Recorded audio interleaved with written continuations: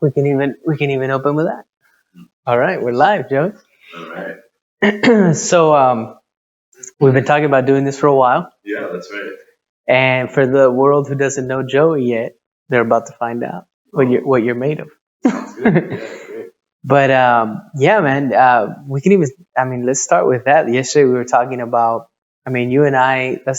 I think we're always brainstorming. You and I are always like bouncing ideas off, different views, and we were talking about how some people aren't able to. What was it? They're not able to. Oh, like socialize in a sense, and like we're losing our social skills. And I mean, I think like things like the internet and social media, we really see kind of trends to where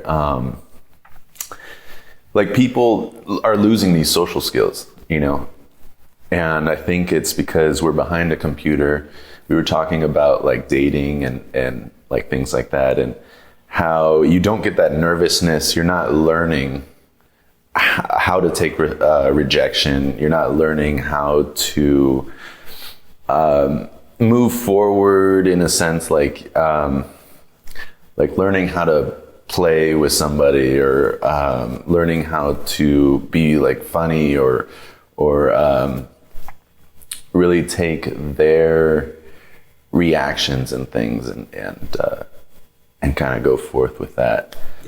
Yeah, I think society's kind of losing a little something Because of the technology that we have, right? So you're saying like dating, for example, dating now you can date through an application versus having to maybe talk to people, Right.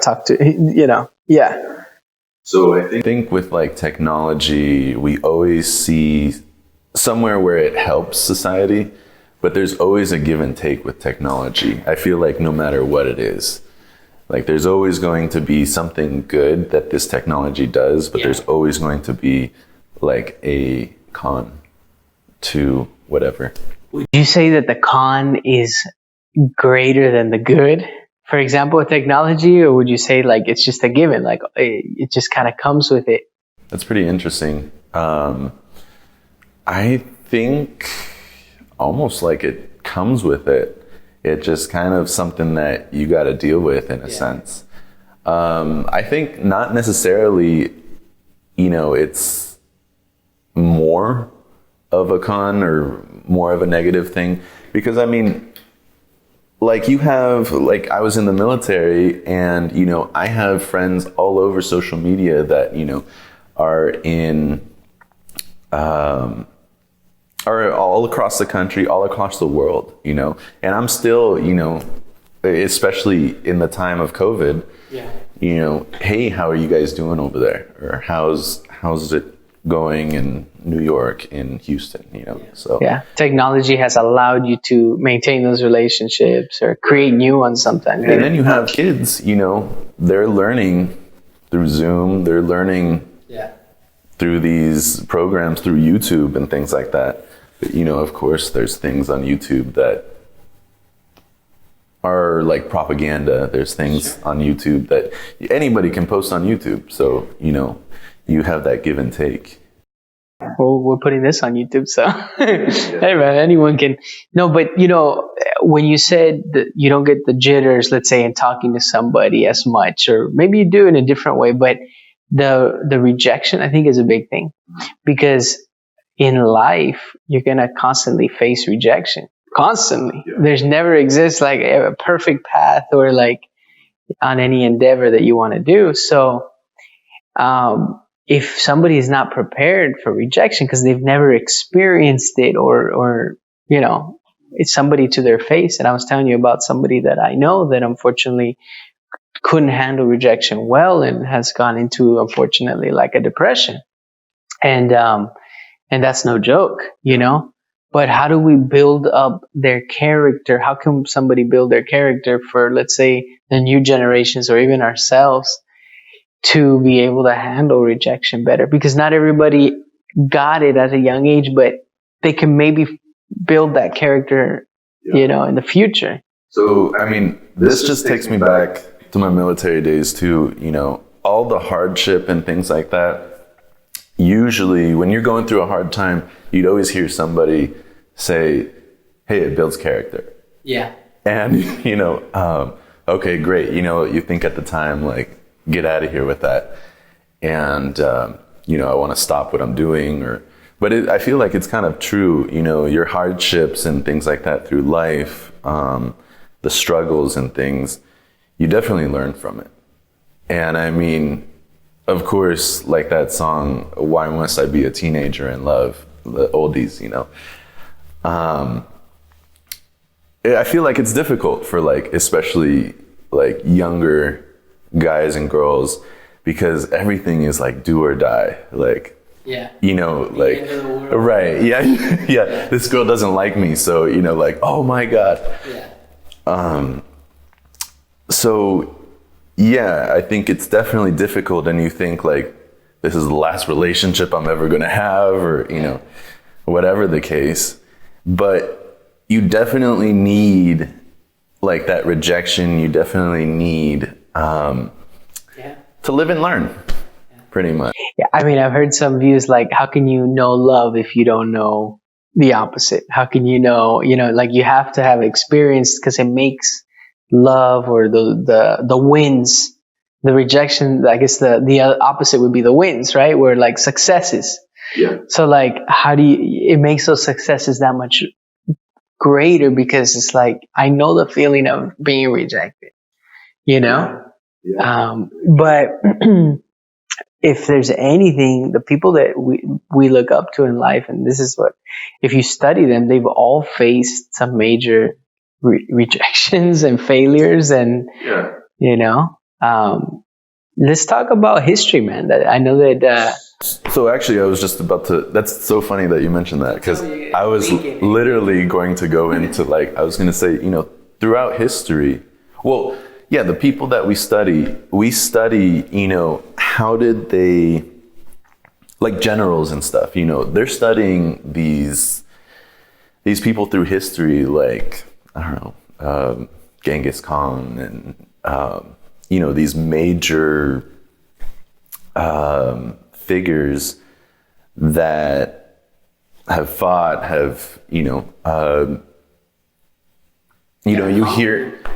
hear about, MLK studying Gandhi. And, we always have to look back and look at their struggles, look at how they did things. And, I mean, we were just talking about the richest man in Babylon, And we take those things and we usually try to run with them. Yeah. Yeah. So you're back, you've obviously been in history for a long time. You like studying history, but you graduated with a history major? Is that your actual degree? Yeah. So I was a history major. So that. Did you choose history? What made you interested? Because we've obviously talked, always about different things. I think in high school we started talking more about, or maybe even out of high school, more about we would talk about JFK, and certain, things that had happened. And, but you've always had an interest for it. What do you think gravitated you towards history? It's funny how it worked out. I got out of the Navy thinking I was going to be a firefighter. And, that's kind of what I was always, something physical, I wanted to be in the military. I wanted to do something like firefighting.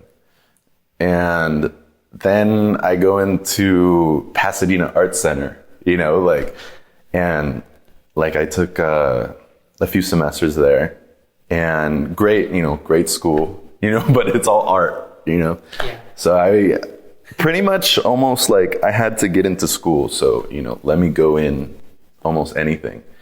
And then, you got to get your general ed, and just took little classes, took my, math classes, took my anthropology classes. And when I hit the anthropology side, I was like, whoa, this is super interesting. And then, every history class I took, I was like, oh my God, I don't want to leave the class. I remember you calling me after like some of the classes, some of the things you had learned, like, man, can you believe this and what I learned here? And you were excited about it. And I mean, you're another person that like you, I share that excitement with me, I feel. So it's like every time we talk about like history, anthropology, anything like, anything to that like sort, it's just kind of like we go back and forth, you're adding things to the conversation, and it's just like, it's a good one usually. Yeah.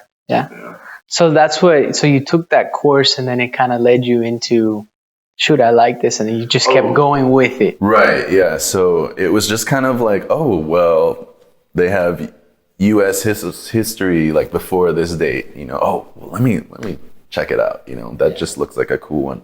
Or colonial Mexico, and it's like, oh, well, that one looks cool too. So you want to hit up like, oh, at least me, I want to hit up every single like really interesting class, and then all of a sudden, oh, I'm a history major. Like, wow, man. Yes. But not many people can say that they like enjoyed the whole process of getting their degree.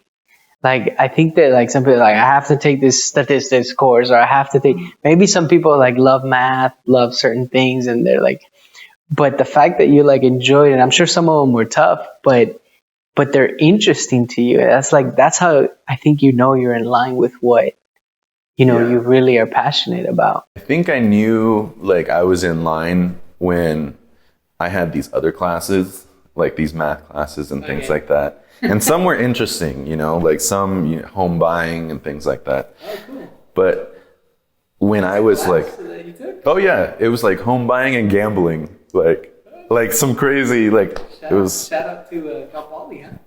Oh, it was actually PCC. Oh, really? Yeah. It was nice. quantitative literacy. That was the name of the class. Yeah, I guess they made it up and everything. They made that class up. That's cool, man. But there was a hard class, but that's besides the point. Yeah. But I was like, I don't like these classes that much. Yeah.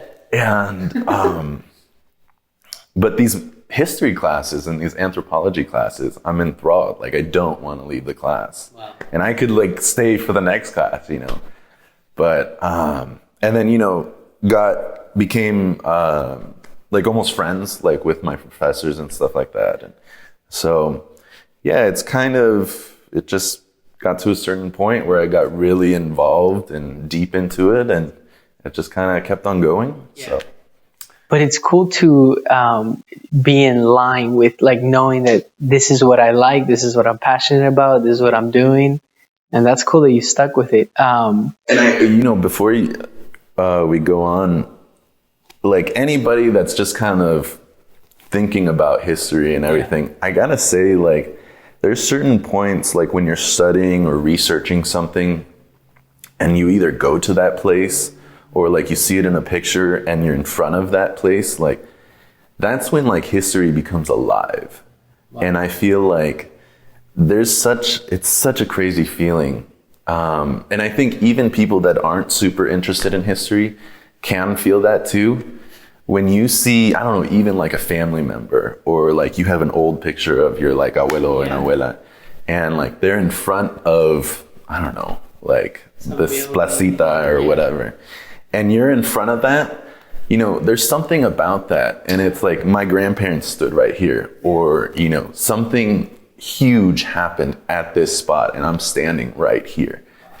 So I don't know, there's something, and especially as time goes on, like we look at history different, throughout the years, and it evolves how we study history. And I gotta say, like, anybody that's out there that's interested or thinks about it, thinks about either studying history or just kind of getting into it, that's something that's just incredible. Like, well, I think it's our duty to know it's a responsibility to know our history. Yeah. And a lot of what we've learned, you've learned a lot in the schools, but a lot we've learned outside of the schools. Yeah. Because, you have certain curriculums and certain teachings in the school, but then when you come out of that school, you're like, wait a second, I learned it this way. But this history is telling me, or or other research I'm doing is telling me otherwise. Kind of like now, like, there's a whole thing about, obviously, we just had Columbus Day and Indigenous Day and, history. That's history. So why are they changing the name? Why are they trying to, like, that you have to know the history of it, of Columbus, to actually, and conquistadors and all that stuff, to actually be able to have a conversation on it, or get informed. So I think that it's our duty, man. We should know what happened in the past. Oh yeah. I mean, I just got hit up the other day because I posted, Happy Indigenous Peoples Day, and we talked about that a little bit. And, somebody commented on how Columbus may have, brought to the New World diseases. No, he didn't mention diseases, but he like more diversity and things like that. I think he was trying to come at it like in a positive light, but I think in reality, you look into the history of like Columbus and what he did, and it's not all positive. I mean, yeah, pretty much the whole story is not positive. Yeah. So. But you also mentioned, knowing your history and things like that. And yeah, I think it's so important, especially like us as Angelinos or wherever you're from, know your local history, know your history. I was with a tribal member of the Tongva, and he was saying that you cannot really know your own history, or you can't, what was it? You can't like move on almost like until you really know yourself and know your own history. And I think it's kind of true, Explain to the viewers who don't know what the Tongva is. Oh, right. Because I didn't know until you told me about it. So, I mean, right now in Los Angeles, everything, we walk past every day, every little city, in Los Angeles. Let's pause it there, Joey, because we're going to... Oh, perfect. Okay.